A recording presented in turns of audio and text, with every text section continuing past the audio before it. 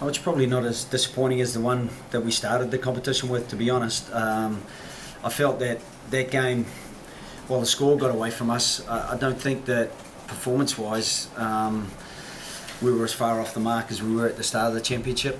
But talking to Gats even before the game and then after the game, he was talking about that extra 5% you get when you're going for a Grand Slam. That really difficult task that you're desperately keen to achieve, and we benefited from that last year in Twickenham. I think the energy that it gives you, the belief that you get from having accumulated those 4 wins, and the desperation to make sure you deliver another one, and the way the game started, it immediately added to that belief, and we then had to try to force our way back into the game. I thought we were a bit unlucky sometimes with a couple of calls, but at the same time, I thought they defended well, and our discipline wasn't quite what we needed it to be. People could be getting overexcited about wins and then at the same time overreacting to defeats, but I see already this defeat's been called a horror show back in the news, back in Ireland as well.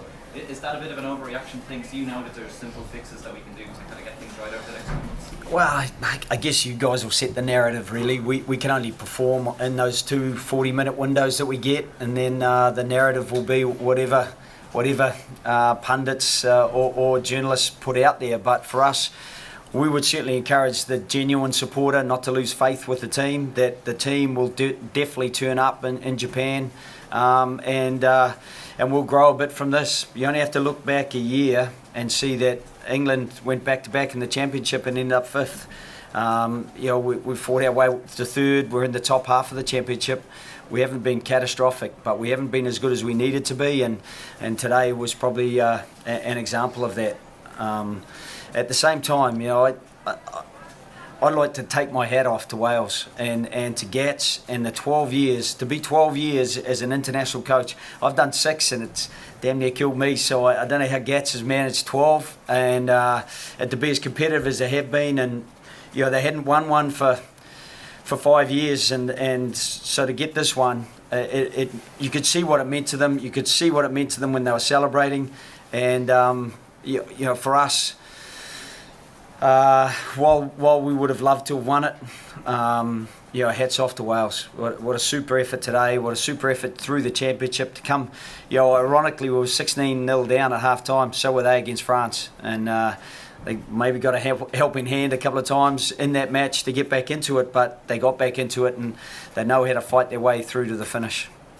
Rory, the team has always prided itself on its accuracy. Where do you think the errors have come from in this game and through the championship and those games where it's come from? Look, I think today we have a couple of big areas of the game that we really pride ourselves on and get us into the game, and usually our set piece.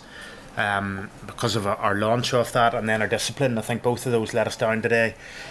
Obviously, with the conditions being what they were, to go so quickly into a 10-0 margin behind is incredibly frustrating, and it just puts pressure on you, and pressure can do very strange things to you, and we probably had to force it then a little bit.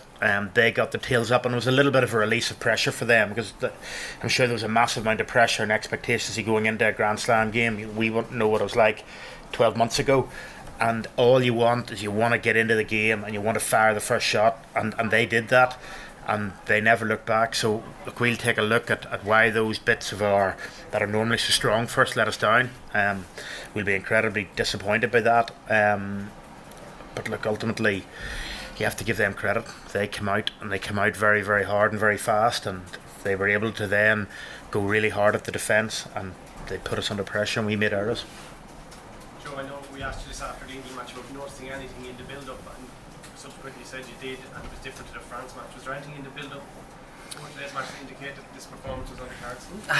Less so. We had a couple of guys who were struggling, who had a bug, and sometimes that they were isolated, and you lose a little bit of that continuity. But apart from the 6-day turnaround, which is always a little bit complicated, we spent the first 2 or 3 days of the week recovering, and got a good hit out on Thursday. Really, is it as much preparation as you'd like? It's not, but at the same time, that's that's the nature of the draw. I remember saying last year when we did get the Grand Slam that we knew when we got the draw that there was the potential, if we could win away in France, that we could potentially get the Grand Slam. And ironically, we probably didn't say it, but Gat said it at the start. If they won in France, he felt they could get the Grand Slam, and to be fair to him, that's exactly what they did. Rory, you've had a bit of a roller coaster over the last week. Can you sum up your emotions? Look, obviously incredibly disappointed.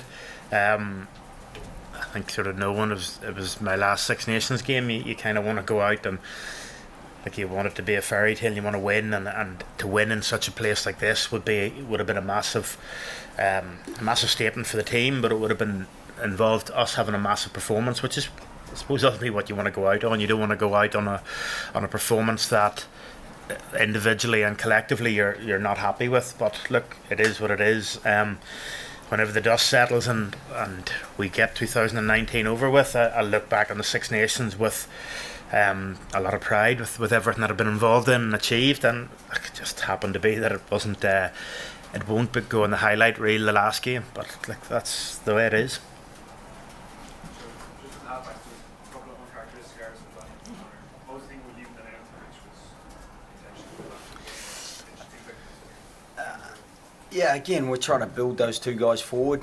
They haven't had a huge amount of game time, so I think it's important to invest in people.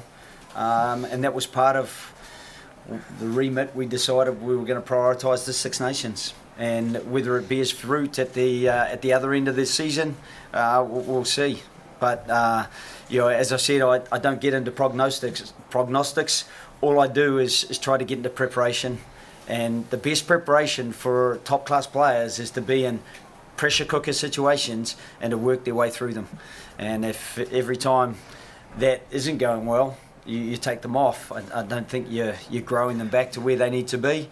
And they've had so many days in the team where they've been the hub upon which the wheel has turned, and the wheel has generally gone forward.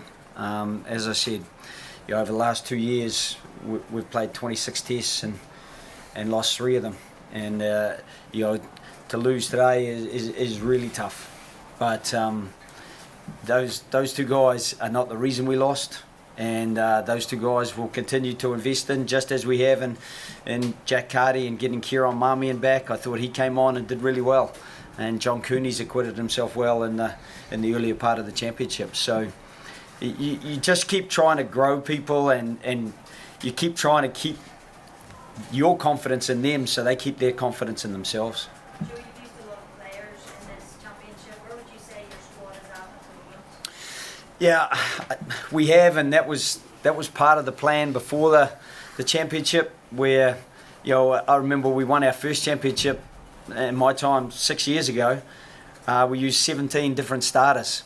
We've almost got out to double that number who've played. Over double that number who've played. So for us, it's been a really good exercise in trying to make sure that some guys have been put into pressure cooker situations. Some have acquitted themselves better than others, and we have to look back at the entire championship and see, who still needs further work. And some of what I was saying before is some of the players haven't actually had a lot of game time, and it is hard to get your game rhythm if you haven't played. And I do think some of those players are getting closer to their top form, and we hope that they progress through the back end of the season, and then they use that as a springboard into the end of the year.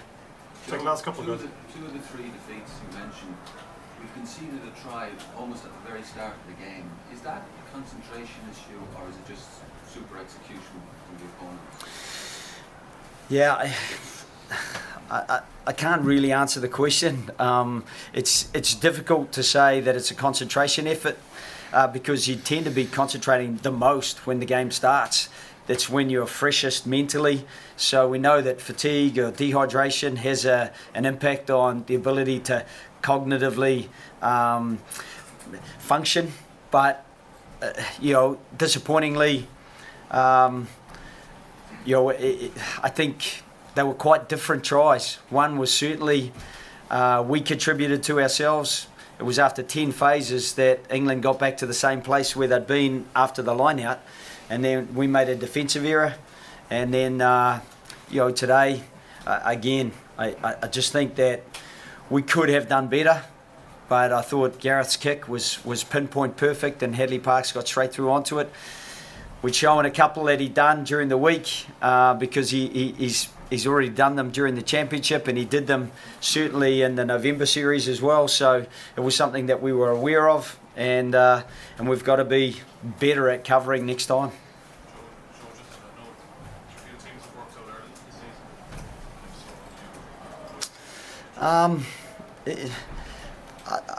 I'm not sure. You'd have to ask. I'm sure that teams will, on their day, sometimes get the better of you and sometimes not.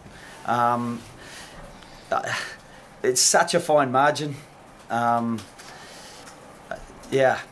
think Waels today, in the conditions, they got the benefit of some set piece decisions, and on the back of that, maintained the pressure that they got off that first try.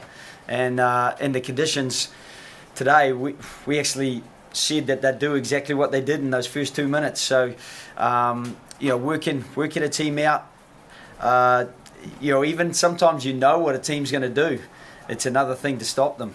And we felt that England would do what they did as well, and it was difficult to stop them. England knew what we were going to do in Twickenham last year, but we were difficult to stop. And so, on any given day, that's the very highest level of Test rugby, where the margins are fine. On any given day, when you get the momentum at the start of the game, it is hard to then swing the momentum back in your favour, and that's a challenge for any team.